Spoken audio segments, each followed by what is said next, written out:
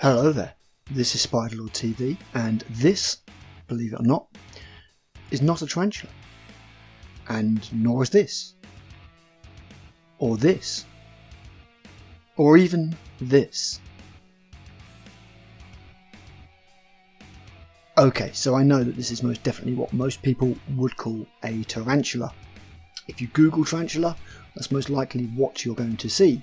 However, this is not the real tarantula, the original. Allow me to explain. What we have here is a member of the spider family Theraphozidae. It's a megalomorph family of spiders that have commonly become known as tarantulas. Indeed, the bigger ones are actually called bird eaters, such as this Grammostola pulchripes, which is the Chaco golden bird eater, or this one, Lasiodora klugi, the Baja scarlet bird eater. No one calls the pink-toed tarantulas Avicularia bird eaters, despite the fact that its scientific name is actually derived from observations of it eating a bird, and they have been documented eating birds. Oh well.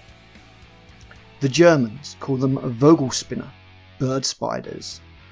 African tarantulas go by baboon spider, and in Asia they are often called tree spiders or earth tigers. But none of them are the real tarantula. So what is the real tarantula then?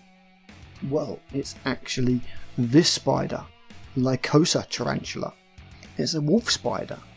And why is this, in that case, the real and original tarantula? Well, to answer that, we're going to need to go to Italy, to Taranto in fact. I'm sure you can see where this is going. And we're also going to need to go back in time to the 16th century. Now, according to folklore, the treatment for a bite from the spider, which would not have been all that common as Lycosidae are far from the most volatile of arachnids, back in the day, was to commence in a fevered dance called the tarantella, surrounded by musicians that were experimenting with different rhythms in order to find the most expedient pulse and beat to dispel the fever. Kind of like jazz before jazz. Nice. This would supposedly result in the patient's symptoms being alleviated, or presumably they were just too knackered to complain anymore. Now, I'm no medical expert, but I will say that doing a dance that increases the flow of blood and circulation of venom around the body seems not wise.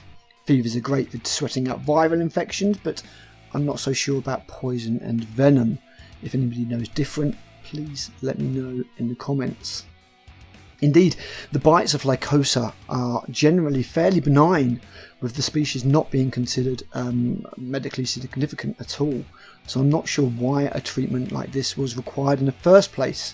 Apparently these dances were considered life-saving, so I'm not quite sure what's going on there. The only close spider that would be medically significant would be Loxosceles rufescens, the Mediterranean recluse spider, or perhaps Latrodectus tridecimagatus, which is the Mediterranean black widow.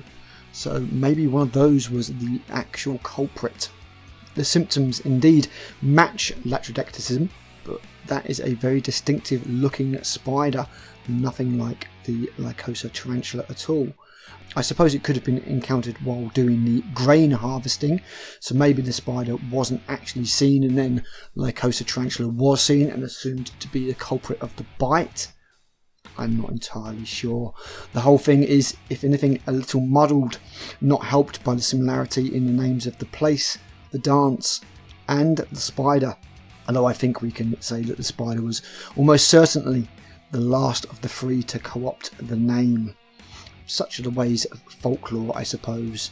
There were even reports of the spiders dancing to the music themselves. Maybe they were captured as the culprit and had a little jig along to the tarantella. Seems a little bit far-fetched, but I can say that my own spiders, especially tarantulas, tend to respond positively to music, especially if it's something like heavy metal with a low-end bass rhythm. They tend to respond to these vibrations quite positively. So maybe the frequencies did make the spiders move.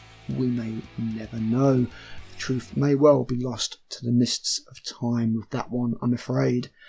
In any instance, the real tarantula is this, the Mediterranean wolf spider, Lycosa tarantula from Taranto in Italy.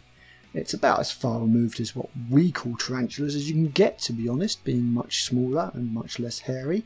Although I suppose their habits are similar, given they're both largely fossorial creatures that build silken burrows in the ground and ambush their prey.